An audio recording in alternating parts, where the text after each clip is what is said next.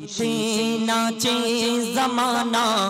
শুকর আদায় করো আল্লাহর দিবানা ঈদের খুশিতে নাচে জমানা শুকর আদায় করো আল্লাহর দিবানা যে ঈদ পেয়েছি আজকে জীবনে যে ঈদ পেয়েছি আজকে জীবনে আগামী বছরে হয়তো পাবো না ঈদের খুশিতে নাচে জমানা ও কর আদায় করো আল্লাহর দিবানা ঈদের খুশিতে নাচে জমানা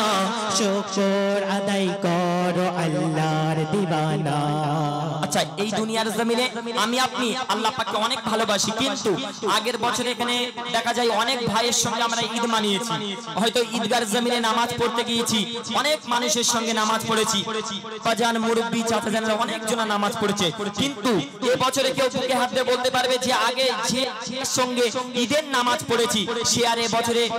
মধ্যে দেখা যায় সে আর এই বছরে বেঁচে নেই, তাকে আল্লাহ পাক তিনি ডেকে নিয়েছেন। তো এমন ভাবে দুনিয়ার জমিনে আসা যাওয়া সবই হবে, কিন্তু আমরা আগের বছরে যার সঙ্গে ঈদ মানিয়েছি হয়তো দেখা যায় সেই ভাইটা সেই আমার আব্বাজানটা হয়তো এ বছরে আমাদের সঙ্গে ঈদ মানাতে পারলো না, কেন? আল্লাহ পাক রব্বুল আলামিন তাকে ডেকে নিয়েছে।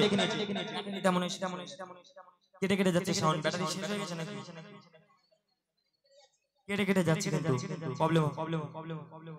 গাছে ফোটে ফল আবার ঝরে যায়, কত আসে আর কত চলে যায়, গাছে ফোটে ফল আবার ঝরে যায়, কত আসে আর কত চলে যায়, গাছে ফোটে ফল আবার ঝরে যায়, কত আসে আর কত চলে যায়, কি জানি কতক্ষণ আছে মোর হায়াত, সকালের সূর্য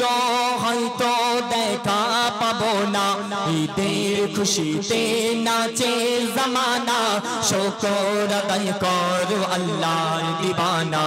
ঈদের খুশিতে নাচে জমানা শুকর আদায় করো আল্লাহর দিবানা যে ঈদ পেয়েছি আজকে জীবনে যে ঈদ পেয়েছি আজকে জীবনে আগামী বছরে হয়তো পাবো না ঈদের খুশিতে নাচে জমানা শুকর আদায় করো আল্লাহর দিবানা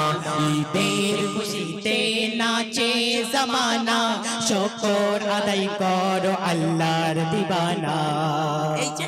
ঈদের দিনে আমরা দেখি ঈদের আগে অনেক ভাইয়ের সঙ্গে অশান্তি লেগে থাকে, অনেক দ্বন্দ্ব লেগে থাকে, কিন্তু আমার আল্লাহ পাক রব্বুল আলামিন তিনি বলেছেন যে ঈদের দিনে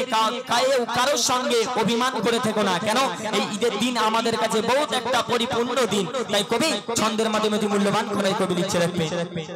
ঈদের দিনেতে কেউ কেঁদো না, কেন? ঈদ এনেছে খুশির খাজানা, ঈদের দিনেতে কেউ কেঁদো না, ঈদ এনেছে খুশির খাজানা, ধনী জাকাত দাও গরিব ফিতরা দাও, ধনী জাকাত দাও গরিব ফিতরা দাও, একে অপরের বুকে টেনে নাও, ঈদ হলো মহা মিলনের তিথি, সারা বছরে এমন সুযোগ হবে না ঈদের খুশিতে নাচে জমানা শুকর আদায় করো আল্লাহর দিবানা ঈদের খুশিতে নাচে জমানা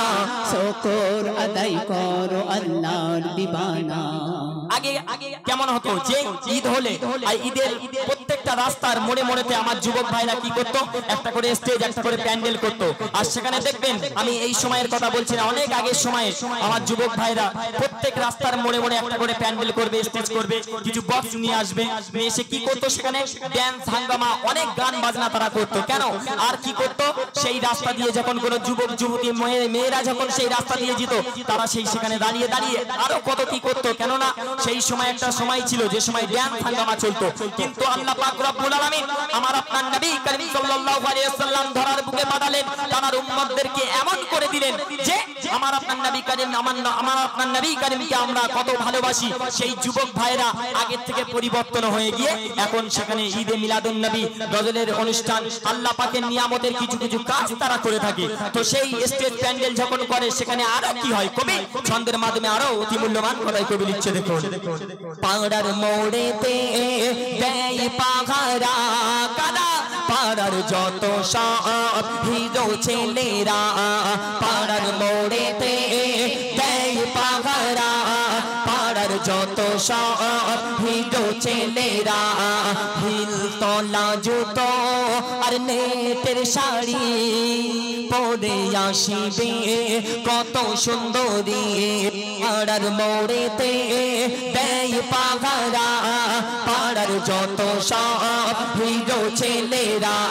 হিল তলা জুতো আর নেটের শাড়ি পরে আসিবে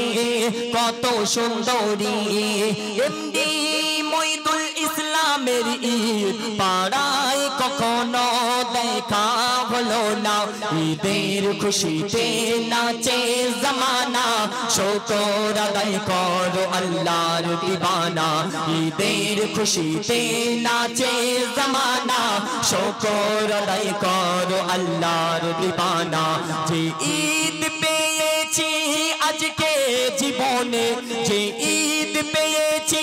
আজকে জীবনে, আগামী বছরে হয়তো পাবো না,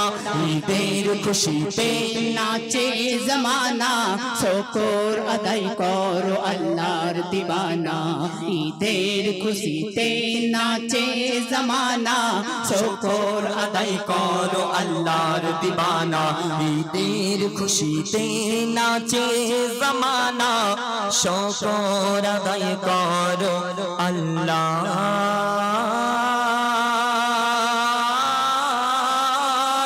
দিবানা। আচ্ছা তাকবীর দেবে তো তোমরা একটু, তোমাদের নিয়ে ইনশাআল্লাহ ছোট ছোট করে গজল গাইবো, একটু তাকবীর দাও, নারে তাকবীর।